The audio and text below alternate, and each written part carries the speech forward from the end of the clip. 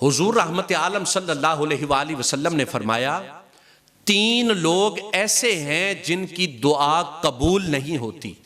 صحابہ اکرام عرض کرتے ہیں یا رسول اللہ صلی اللہ علیہ وسلم، حضور وہ کون سے بد نصیب ایسے لوگ ہیں جن کی دعا قبول نہیں ہوتی؟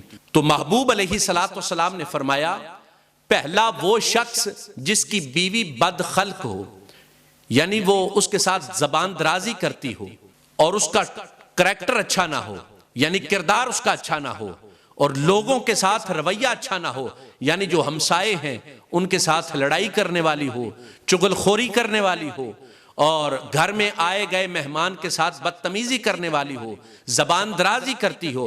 فرمایا کہ اس کا خامد اس کو طلاق نہ دے تو اس کی دعا قبول نہیں ہوتی۔ وہ بے شک نمازیں پڑھتا رہے، وہ روزے رکھتا رہے، وہ سجدے کرتا رہے، وہ اللہ اللہ کرتا رہے، وہ تسبیحات کرتا رہے، فرمایا دعائیں مانگتا رہے، اس کی دعا کو اللہ کریم قبول نہیں فرماتا۔ صحابہ کرام عرض کرتے ہیں یا رسول اللہ صلی اللہ علیہ وسلم، حضور دوسرا کون ہے بد نصیب جس کی دعا قبول نہیں ہوتی؟ تو حضور رحمت عالم صلی اللہ علیہ وآلہ وسلم نے فرمایا وہ شخص جو اپنے مال کو نااہل پر خرچ کرے، یعنی نااہل پر ضائع کرے اپنے مال کو، جو اس مال کا اہل نہ ہو۔ اس کی بہترین مثال آج ہمارے معاشرے میں دور حاضر میں ملتی ہے کہ شادیوں کے موقع پر آپ دیکھتے ہیں کہ بہت سارے ایسے فضولیات کام ہوتے ہیں جس میں بہت سارا پیسہ خرچ ہوتا ہے، اور اسی طرح یتیم کا پیسہ ہے تو بلا وجہ اس کو ایسے ضائع کر دیا جائے، ایسے لوگوں پر خرچ کر دیا جائے۔ اور کسی نے اگر آپ کو کسی کی امانت دی ہے یا کسی نے اپنا پیسہ آپ کے پاس رکھا ہو تو اس کو آپ ضائع کر دیں۔ فرمایا کہ ایسا بندہ جو ہے اس کی دعا بھی قبول نہیں ہوتی، بے شک وہ نمازیں بھی پڑھتا رہے، وہ صدقہ و خیرات کرتا رہے، رو رو کر گڑ گڑا کر اللہ کی بارگاہ میں دعائیں مانگتا رہے۔ حضور رحمت عالم صلی اللہ علیہ وآلہ وسلم نے فرمایا اللہ کریم اس کی دعا کو بھی قبول نہیں فرماتا۔ اور پھر حضور رحمت عالم صلی اللہ علیہ وآلہ وسلم نے فرمایا تیسرا شخص وہ ہے جو مقروض کو بلا جواز تنگ کرتا رہے۔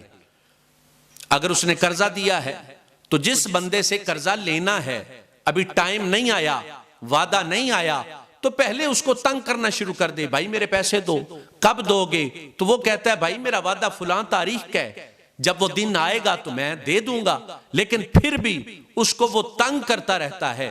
میرے کریم نبی فرماتے ہیں اللہ کریم اس کی دعا کو بھی قبول نہیں فرماتا۔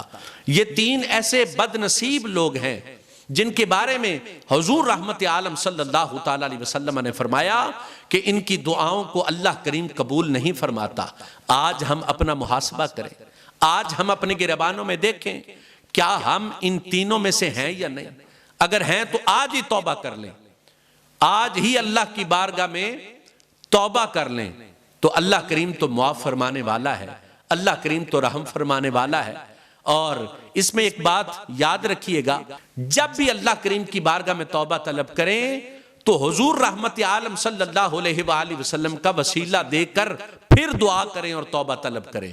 جس طرح میرے رب نے حضرت جناب سیدنا آدم علیہ السلام آپ کی دعا کو قبول کیا، تو اسی طرح اللہ کریم ہماری دعاؤں کو بھی قبول فرمائے گا۔ تو اللہ تعالی ہمیں عمل کی توفیق عطا فرمائے۔